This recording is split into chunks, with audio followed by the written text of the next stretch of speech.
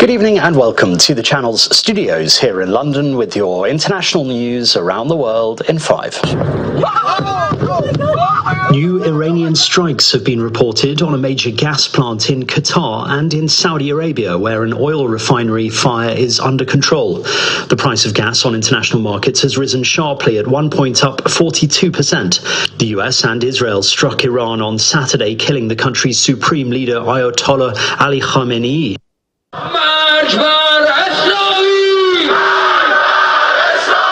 From Turkey to Seoul, demonstrations have erupted across the world in the wake of the US-Israel strikes, with some condemning the attacks and others rallying in support. The Israeli military has launched new strikes on Tehran, but the US Defense Secretary says there will not be an endless war. We didn't start this war, but under President Trump, we are finishing it. Iran was building powerful missiles and drones to create a conventional shield for their nuclear blackmail ambition. Our bases, our people, our allies, all in their crosshairs.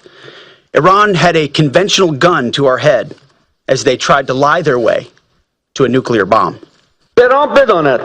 Trump should know that today we are equipped with the most advanced capabilities to fight you for years. At the start of the war, we are firing whatever we have at the bottom of our stockpile.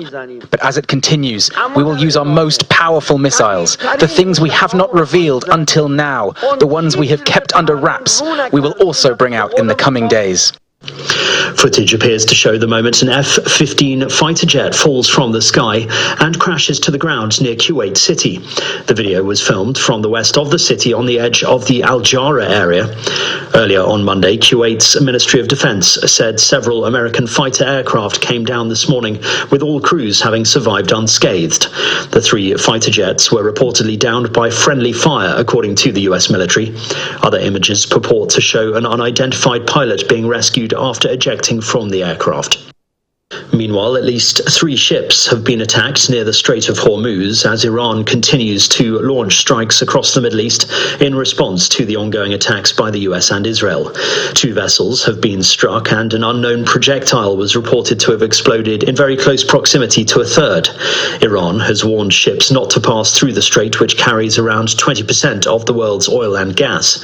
International shipping has almost come to a standstill at the strait's entrance, with analysts warning that a prolonged conflict could push energy prices even higher.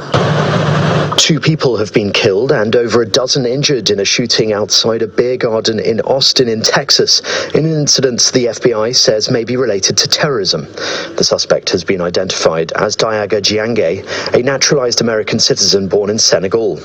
After responding to calls of an active shooter in the southern US state's capital, police said they shot and killed the suspect, bringing the death toll to 3. Police have not offered a motive and have not officially identified Jiangay. Of the survivors, 14 were taken to hospital, 3 in a critical condition.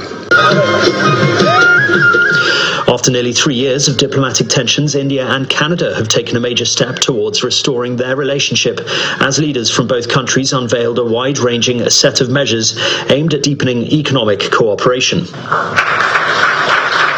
After talks in Delhi, Mark Carney said he and Narendra Modi had agreed to conclude an economic partnership agreement by the end of the year. Among the agreements is a long-term uranium supply deal, which experts say will bolster India's energy security as it comes under pressure from the US. Plans for an expanded economic partnership could also boost trade and investment between the 2 nations. And a GoPro camera has captured the moment 2 skiers rescued another skier buried under feet of snow in Lake Tahoe in California. There's no time for phone calls or anything. He has about probably 3 minutes of air.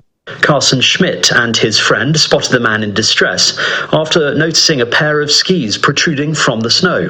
The pair sprang into action, digging him out just in time. He was head down, feet up. We realized he can't breathe, and we just had to dig him out. You okay? And that's your international news around the world in 5. Now back to the channel's studios in Lagos.